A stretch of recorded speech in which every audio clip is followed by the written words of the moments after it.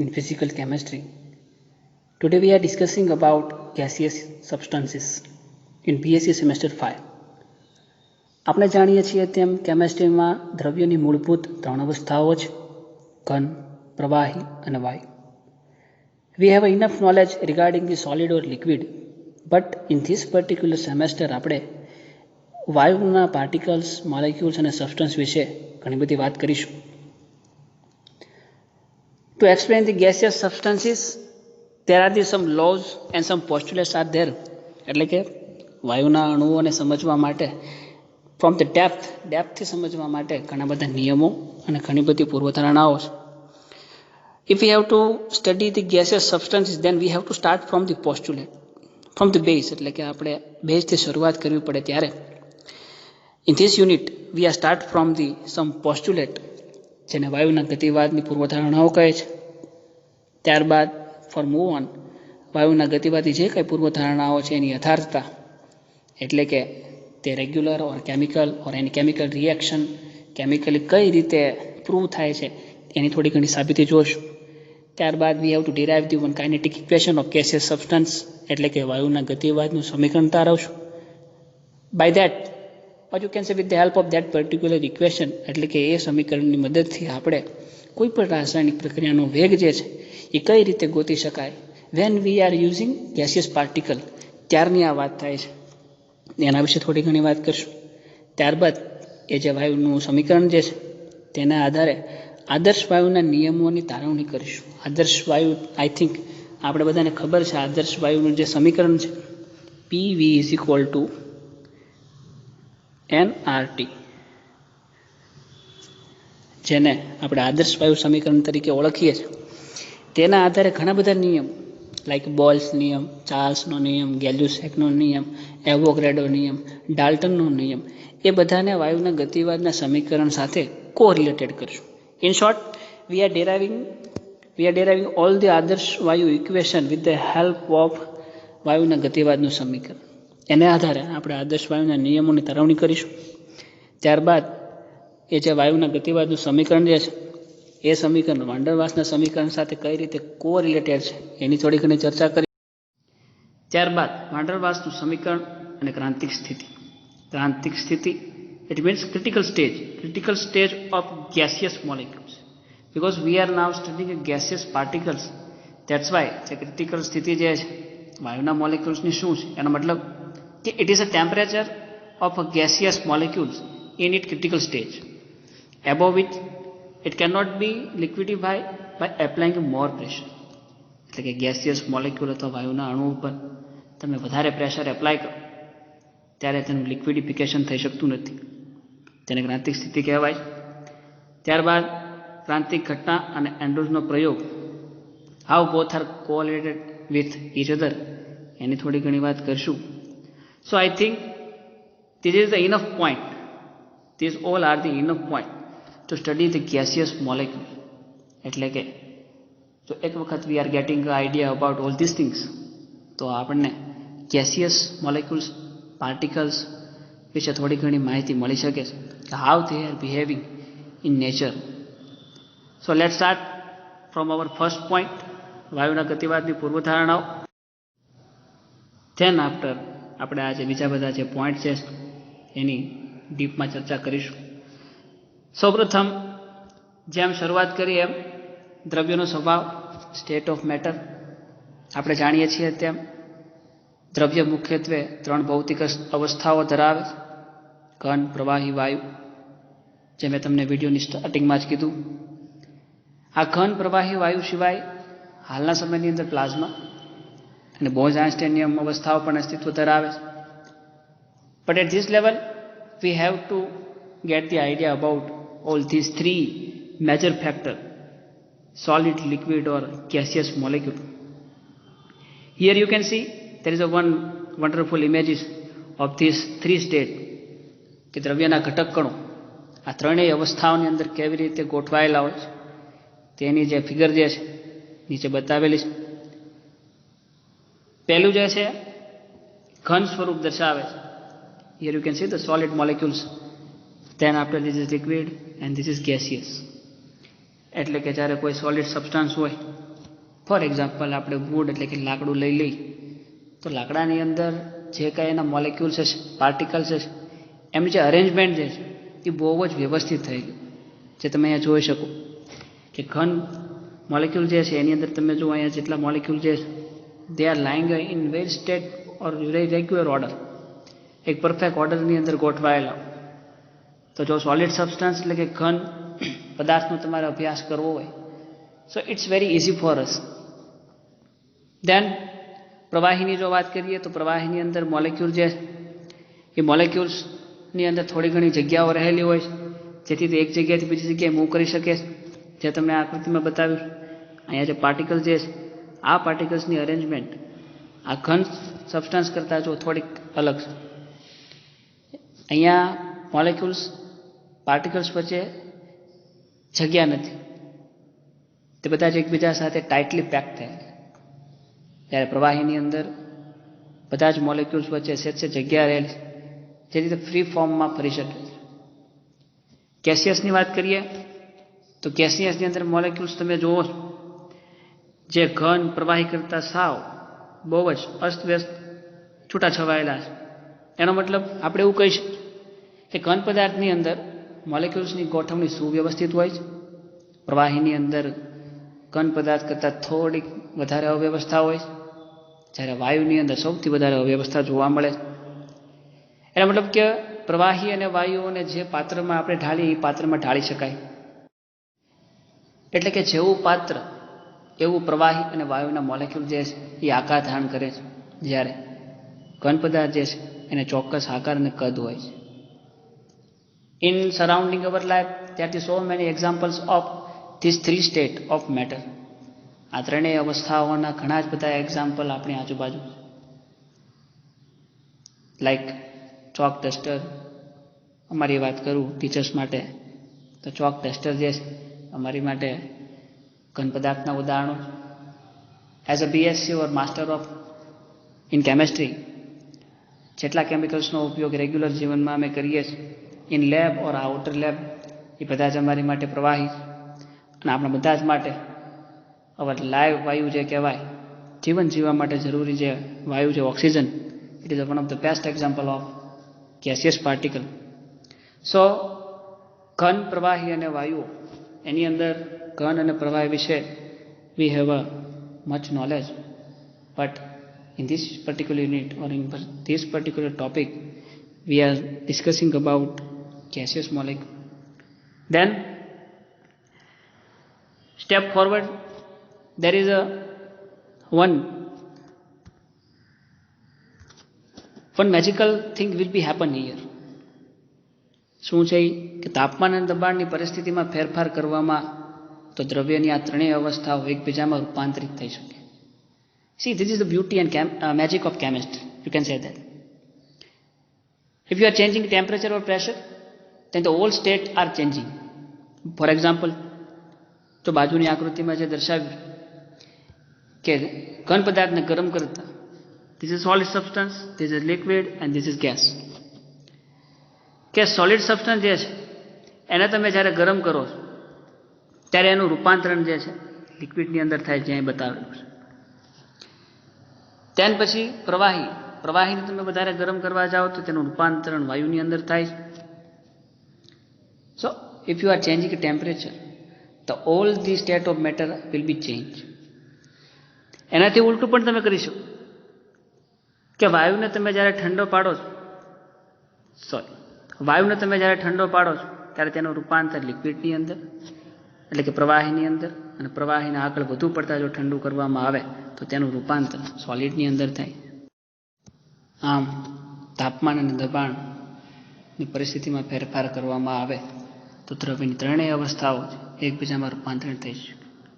Than next point, વાયુના ગતિવાદના અમુક સિદ્ધાંતો. To start the study of gaseous molecules we have to know about all these principles. The first principle of is that કે જે વાયુના નિયમો એ એક પ્રાયોગિક માહિતી એક્સપેરિમેન્ટલ ટેકનિક્સ દ્વારા આપણને માહિતી મળે. જેમ આપણે કેમિસ્ટ્રીની અંદર ત્યાં two types of properties are there. એક પ્રોપર્ટી જે છે એ ફિઝિકલ પ્રોપર્ટીઝ આપણે કહીએ છીએ અને બીજી જે છે એને આપણે કેમિકલ પ્રોપર્ટી કહીએ છીએ. તો ફિઝિકલ પ્રોપર્ટીઝ એટલે કે એવી જ લાક્ષણિકતાઓ કે જેને આપણે નરી આંખે જોઈ શકીએ, ટચ કરી શકીએ, ફીલ કરી શકીએ, એને ફિઝિકલ પ્રોપર્ટીઝ કહેવાય. પછી આ કેમિકલ પ્રોપર્ટીઝ જે છે એ કેમિકલ પ્રોપર્ટીઝ આપણને નરી આંખે જોઈ શકતા નથી. Why? Because this chemical properties are happen during the chemical reaction. કોઈ એક રાસાયણિક પ્રક્રિયા હોય એની અંદર આ પ્રક્રિયાની અંદર આપણને એની પ્રોપર્ટી જોવા મળે. એની જેમ જ આજે ગેસિયસ પાર્ટિકલ જે અથવા વાયુના જે કાંઈ નિયમો છે જે આગળ ઉપર આપણે જોઈશું એ બધા જ એક પ્રાયોગિક માહિતી છે. ધેન જે વાયુના સ્વભાવને દર્શાવતા બીજા કોઈ પણ સિદ્ધાંત કરતાં સ્વતંત્ર છે.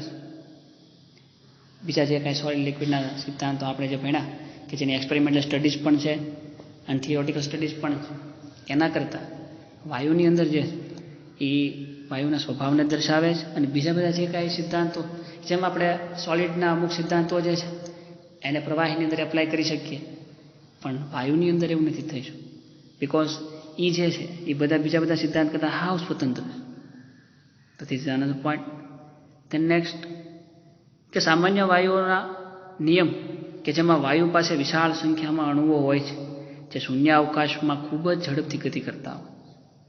એ વાત પણ સાચી. જેમ આપણે તમને આગળની સ્લાઇડમાં મેં તમને જેમ કીધું કે વાયુના મોલેક્યુલ જે છે એની અંદર જગ્યા વધારે રહેલી હોય. That's why they are moving everywhere. ઘન પદાર્થની અંદર શક્ય નથી, પ્રવાહીમાં શક્ય નથી. થર્મોડાયનેમિક્સ તમે એપ્લાય કરો તો જેની અંદર અવ્યવસ્થા વધુ એની અંદર સૌથી વધારે એન્ટ્રોપી જોવા મળે. તો એન્ટ્રોપીનો ઓર્ડર મારે તમને કહેવો હોય તો ઘન પદાર્થ જે છે એની એન્ટ્રોપી પ્રવાહી કરતાં ઓછી હોય, પ્રવાહીની એન્ટ્રોપી જે છે એ ગેસિયસ કરતાં ઓછી હોય અને સૌથી વધારે ગેસિયસ મોલેક્યુલની એન્ટ્રોપી હોય. બિકોઝ ત્યાં અવ્યવસ્થા વધારે છે, તેની અંદર એન્ટ્રોપી વધારે આવશે.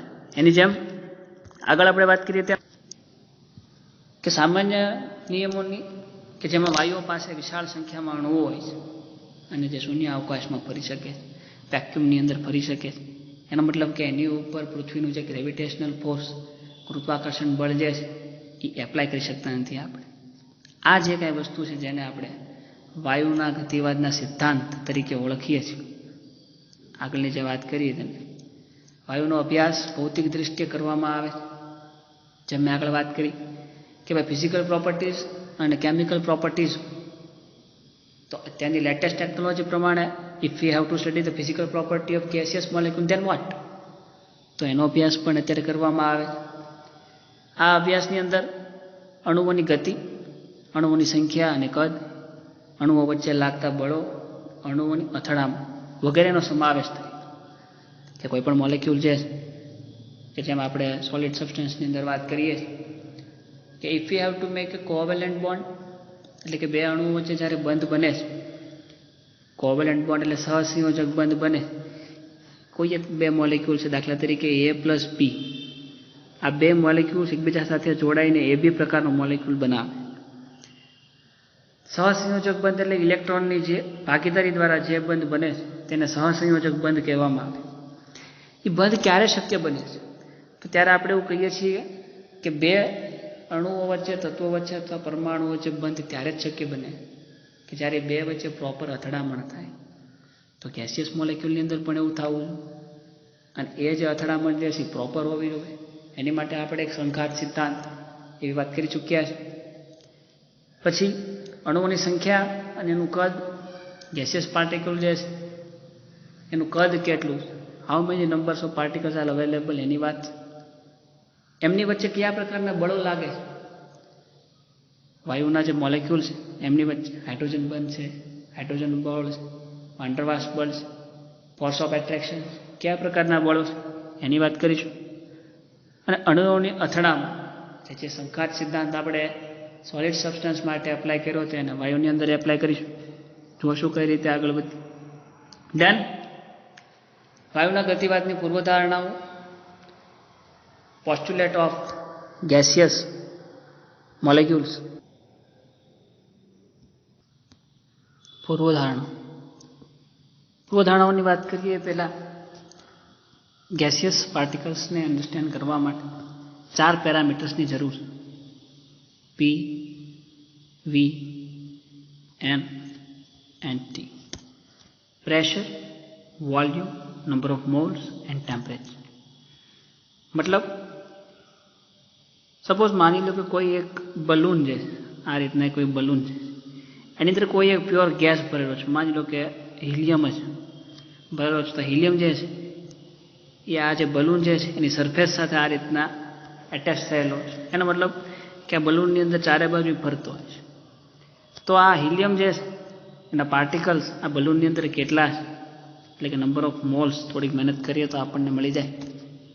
તો નંબર ઓફ મોલ્સ ગોતી શકીએ. ત્યારબાદ આ બલૂન ઉપર કેટલું પ્રેશર લાગે છે, જેટલી હવા અંદર ભરેલી છે એના પ્રમાણમાં, પ્લસ ઓપન સિસ્ટમ, ખુલ્લી પ્રણાલી છે. થર્મોડાયનેમિક્સની અંદર આપણે ભણી ગયા છે બંધ પ્રણાલી, ખુલ્લી પ્રણાલી, નિરાળી પ્રણાલી. જેની અંદર ઓપન સિસ્ટમ એટલે કોઈ એક પ્રણાલી કે જે વાતાવરણની અંદર અસ્તિત્વ ધરાવે છે, જેને ટૂંકમાં ઓપન સિસ્ટમ કહેવાય.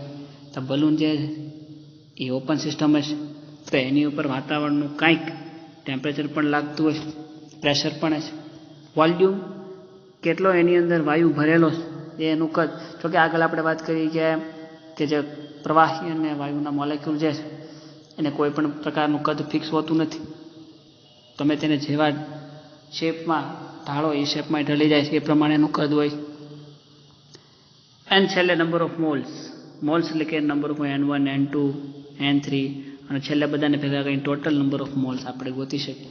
તો 4 પેરામીટર્સ જે છે are the more important for the studying the gaseous state. તો PV એન્ડ N આ બધા જ પેરામીટર્સને સમાવી લેતું એક સમીકરણ આપણી આગળ છે, જેને આપણે આદર્શ વાયુ સમીકરણ કહીએ છીએ. PV = nRT. અહીંયા જે R જે છે જેને ગેસિયસ કોન્સ્ટન્ટ આપણે એવું કહીએ છીએ, એટલે કે વાયુનો અચળ. બરોબર. તો આ PV nRT આદર્શ વાયુ સમીકરણ છે, પ્લસ જે આગળ 4 પેરામીટર્સની મેં વાત કરી, પેરામીટર્સને દર્શાવતા ઘણા બધા લોસ પણ અસ્તિત્વ ધરાવે છે. પણ એ બધા લોસ જે છે એનો આપણે પછી અભ્યાસ કરીએ. પહેલાં we are starting from the પૂર્વધારણાઓ.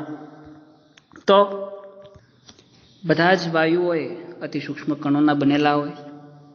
આપણે જાણીએ છીએ તેમ અતિ સૂક્ષ્મ કણો ભેગા થઈને પાર્ટિકલ્સ બનાવે છે, પાર્ટિકલ્સમાંથી એટમ્સ એન્ડ એટમ્સમાંથી છેલ્લે મોલિક્યુલ્સ બનાવે છે. તો વાયુઓ જે છે એ અતિ સૂક્ષ્મ કણોના બનેલા હોય છે. એનો મતલબ આપણે એવું કહી શકીએ કે એમનું કદ જે છે એ અતિ સૂક્ષ્મ હોય છે. નેક્સ્ટ પોઈન્ટ, વાયુઓ એ અસંખ્ય અતિ સૂક્ષ્મ ગોળાકાર અને સ્થિતિસ્થાપક કણોના બનેલા હોય છે. આ અતિ સૂક્ષ્મ કણોને વાયુના અણુઓ કહેવાય. તેમની વચ્ચેનું અંતર વધારે હોવાથી તેમને એકબીજાથી અલગ કરી શકાય છે. આથી વાયુના અણુઓએ રોકેલા કદને વાયુના કુલ કદ સામે અવગણી શકાય છે. એનો મતલબ પહેલાં તો આપણે વાત કરીએ એમ કે વાયુઓ જે છે એ અતિ સૂક્ષ્મ કણોના બનેલા છે. એનો મતલબ એમનું સાઇઝ, કદ હશે બહુ જ નાની હશે. પ્લસ સ્થિતિસ્થાપક કણો એટલે કે સ્થિતિસ્થાપક ગુણધર્મ એટલે કે ફોર એક્ઝામ્પલ રબરને આપણે જ્યારે સ્ટ્રેચ કરીએ છીએ, એટલે ખેંચીએ ત્યારે એ ખેંચાય છે, અને એનો મૂળ આકાર જે હોય એનાથી થોડો વિચિત્ર આકાર, એટલે કે જે સાઇઝમાં તમે એને ખેંચો ખેંચો તો સ્ટ્રેટ આકાર ધારણ કરે. અને જ્યારે તમે એ જે સ્ટ્રેટ બળ જે છે એને તમે રિલીઝ કરો છો ત્યારે જે રબર બેન્ડ જે છે એનો મૂળ આકાર ધારણ કરે છે, જેને સ્થિતિસ્થાપક ગુણધર્મ કહેવાય. વાયુઓની અંદર એવું જ કાંઈક છે. માની લો કે આપણી પાસે આ એક બલૂન છે ગોળ, એની અંદર વાયુઓ ભરેલા છે. હવે તમે આ બલૂને જ્યારે ઉપરથી પ્રેસ કરશો ત્યારે એ સમથિંગ કંઈક આવી પોઝિશનમાં છે. હવે જ્યારે આ લગાડેલું દબાણ જે છે એ તમે રિલીઝ કરો એટલે મૂકી દેશો એટલે હતો એની પોતાની મૂળ પોઝિશનમાં આવી જશે, જેને સ્થિતિસ્થાપક ગુણધર્મ કહેવાય છે. એક તો અતિ સૂક્ષ્મ કણો બનેલા છે અને સ્થિતિસ્થાપક કણો એટલે કે સ્થિતિસ્થાપકતાનો ગુણધર્મ ધરાવે છે. પ્લસ આ અતિ સૂક્ષ્મ કણોને વાયુના અણુઓ કહેવામાં આવે છે. તેમની વચ્ચેનું અંતર વધારે હોવાથી તેમને એકબીજાથી અલગ કરી શકાય છે. જે આપણે પહેલાં કીધું કે વાયુઓની અંદર જે છે arrangement of molecules, arrangement of particle જે છે એ ઘન અને પ્રવાહી કરતાં વધારે અસ્તવ્યસ્ત જોવા મળે છે, કારણ કે સૂક્ષ્મ કણો છે એટલે જગ્યા ઓછી રોકે અને પાત્રની અંદર જ્યાં ત્યાં મૂવ કરી શકે, જેથી તેમને એકબીજાથી અલગ કરી શકાય છે. આથી વાયુના અણુઓએ રોકેલા કદને વાયુના કુલ કદ સામે અવગણી શકાય છે. આનો મતલબ આગળ મેં તમને કીધું એમ જ કે સપોઝ આ એક બલૂન છે, એની અંદર કોઈ એક આ રીતના વાયુ ભરેલો છે, આ એના પાર્ટિકલ જે છે, કુલ કદ આનું કાંઈક હશે આ બલૂનના પ્રમાણ, પણ એની અંદર રહેલા કોઈ એક પાર્ટિકલ, દાખલા તરીકે એ નામનો પાર્ટિકલ છે, એની તમે જો વાત કરતા હો તો એનું કદ જે છે, એક તો એની સાઇઝ બહુ ટૂંકી, અતિશય નાની છે, અતિ સૂક્ષ્મ કણોનો બનેલો છે, એટલે એ જે પાર્ટિકલ છે એનું કદ બહુ જ નાનું હશે. તો એ જે એ પાર્ટિકલ જે છે એને આ સમગ્ર બલૂનની સાપેક્ષે આપણે અવગણી શકીએ છીએ.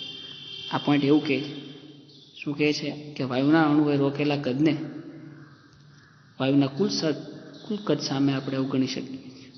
ધેન નેક્સ્ટ પોઈન્ટ, વાયુના અણુઓ જુદા જુદા વેગથી સઘળી દિશામાં અસ્તવ્યસ્ત ગતિ કરતા હોય છે.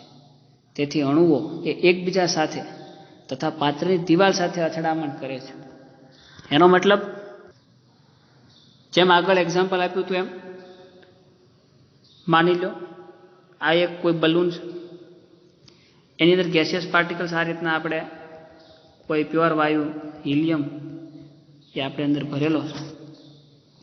તો આજે આ અણુઓ જે છે એ એકબીજા સાથે, વાયુના અણુઓ જે છે હવામાં અસ્તવ્યસ્ત ગતિ કરે જ છે. કામ ગતિ કરે છે, એક તો એમનું કદ નાનું છે, પ્લસ એમની વચ્ચે જગ્યા વધારે છે. એટલે આગળની સ્લાઇડમાં કીધું હતું એમ કે એ લોકો ઘન અને પ્રવાહી કરતાં વધારે મૂવ કરી શકે. તો આ જે કોઈ એક પાર્ટિકલ જે છે એ આ રીતના ચારે બાજુ ગતિ કરશે. આ ગતિ કરે ત્યારે એની સામે આવતા કોઈ એક પાર્ટિકલ્સ પ્લસ એની સામે જો આ પાત્રની દિવાલ આવે તો આ પાત્રની દિવાલ સાથે પણ એ અથડાય છે. તો આવી ગતિ જે છે, જેને આપણે બ્રાઉનિયન ગતિ તરીકે ઓળખીએ છીએ, કે જે ઝિગઝેગ પ્રકારની ગતિ થતી હોય, કે માની લો કે સપોઝ આ કોઈ પાર્ટિકલ છે, પાર્ટિકલ આ બાજુ જાય અહીંયા ભટકાશે, બીજા કોઈ પાર્ટિકલ સાથે અહીંયા ભટકાય, વળી પાછા આ બે પાર્ટિકલ છે, એક આ બાજુ એક આ બાજુ, આમ ઝિગઝેગ પ્રકારની જે ગતિ છે એના આપણે બ્રાઉનિયન મોશન તરીકે ઓળખીએ. તો સેમ મોશન વાયુના અણુઓની અંદર પણ જોવા મળે છે. નેક્સ્ટ પોઈન્ટ, અણુઓ એ સંપૂર્ણ સ્થિતિસ્થાપક હોવાથી અથડામણ દરમિયાન અણુઓ વચ્ચે ગતિ ઉર્જામાં વિનિમય થાય છે, પરંતુ કુલ ગતિ ઉર્જામાં કોઈ ફેરફાર થતો. હવે અહીં સ્થિતિસ્થાપક અથડામણની વાત છે. સ્થિતિસ્થાપક અથડામણ, સ્થિતિસ્થાપકતાનો ગુણધર્મ કોને કહેવાય એની વાત આપણે આગળ કરી. પણ સ્થિતિસ્થાપક અથડામણ એટલે શું? સ્થિતિસ્થાપક અથડામણ એટલે કે વાયુના અણુઓ જ આપણે જાણીએ છીએ તેમ કોઈ એક પાત્રની અંદર આ અણુઓને જો આપણે ભરેલા હોય તો આ અણુઓ વચ્ચે બે રીતે અથડામણ શક્ય છે. એક એમોંગ ધી મોલેક્યુલ્સ, એટલે કે મોલેક્યુલ્સ વચ્ચે, પ્લસ આ મોલેક્યુલ જે છે તમને જે પાત્રમાં ભરેલા છે પાત્રની દિવાલ સાથે અથડાય ત્યારે આમ બે રીતે અથડામણ જોવા મળે છે. પણ આ જે ડ્યુરિંગ ધીસ ટુ કોલેજન, આ બે અથડામણ દરમિયાન વાયુની ગતિ ઉર્જામાં કોઈ ચેન્જ થતો નથી. Why we are calling here kinetic energy. ગતિ ઉર્જા આપણે એવું શું કામ મેન્શન કરીએ કે વાયુના અણુઓ જે એ સઘળી દિશામાં ગતિ કરે છે.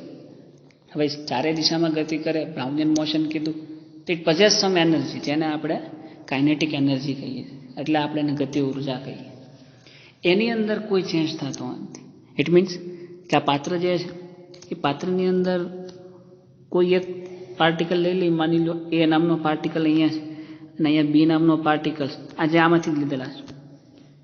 આજે એ જે છે એની કંઈક ગતિ ઉર્જા છે 10 યુનિટ.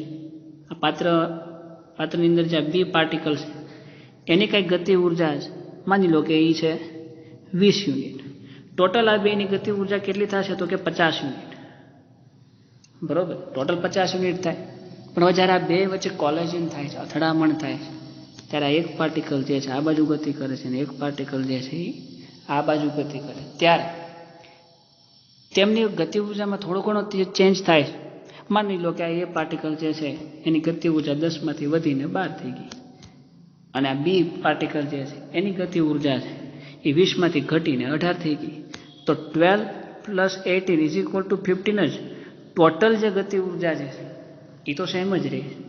એવું આ પોઈન્ટ આપણને કહેવા માંગે. શું કહેવા માંગે?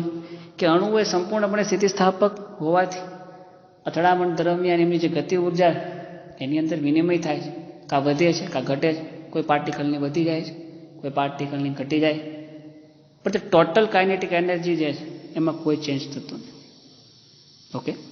એન્ડ નેક્સ્ટ પોઈન્ટ, અણુઓ વચ્ચે આકર્ષણ બળો અસ્તિત્વ ધરાવતા નથી. અણુઓ વચ્ચે એક પણ પ્રકારના આકર્ષણ બળો અસ્તિત્વ ધરાવતા નથી. તો કેવા બળો અસ્તિત્વ ધરાવે, જેની આપણે આગળ ઉપર ચર્ચા કરીશું. અણુઓની ગતિ ઉપર ગુરુત્વાકર્ષણ બળોની અસર થતી નથી. આ ગુરુત્વાકર્ષણ બળની અસર થતી નથી એટલે જ આપણે આ શરૂઆતમાં એવું કીધું હતું કે વાયુઓ જે છે એ શૂન્યાવકાશમાં પણ ગતિ કરે છે. કારણ કે શૂન્યાવકાશ એટલે એવો જ સ્પેસ કે જેની અંદર એક પણ પ્રકારનું ફોર્સ ઓફ એટ્રેક્શન નથી. તેન લાસ્ટ પોઈન્ટ, અણુઓની સરેરાશ ગતિ ઉર્જા નિરપેક્ષ તાપમાનના સમપ્રમાણમાં હોય. નિરપેક્ષ તાપમાન આઈ થિંક બધાને ખબર છે, 0 કેલ્વિન ટેમ્પરેચરે જે તાપમાન મેજર કરવામાં આવે તેને નિરપેક્ષ શૂન્ય તાપમાન કહે છે. એ તાપમાન અણુઓની જે ગતિ ઉર્જા બહુ સારી ઇક્વિલિબ્રિયમ એકબીજાના સમપ્રમાણમાં હોય છે. દેન નેક્સ્ટ જે આગળ આપણે પોઈન્ટની ચર્ચા કરવાની છે એ છે આ જે કાંઈ પૂર્વધારણાઓ છે એ પૂર્વધારણાઓની યથાર્થ એટલે કે એમની સાબિતી શું. ઇફ એની ગેસિયસ મોલેક્યુલ્સ, એવો કોઈ ગેસિયસ અણુ જે છે એ આગળ ઉપરની પૂર્વધારણાઓ છે એને જો ઓબે કરે છે તો તેને આપણે આઈડિયલ ગેસ એવું કહીએ છીએ. તો એ જે સાબિતી છે પૂર્વધારણા યથાર્થતા એ આપણે નેક્સ્ટ લેક્ચરમાં જોશું. ત્યાં સુધી વાંચો, વિડીયોનો અભ્યાસ કરો, ન સમજાય તો તમે અમને પૂછી શકો છો. પ્લસ અમારી ચેનલને સબસ્ક્રાઈબ કરો જેથી નેક્સ્ટ વિડીયોની નોટિફિકેશન તમને મળી જશે. અને આ વિડીયોના ડિસ્ક્રિપ્શન બોક્સની અંદર એક ટેસ્ટ લિંક મોકલે જેને તમારે લેક્ચર પૂરો થયા તરત જ સબમિટ કરવાની રહેશે. Thank you.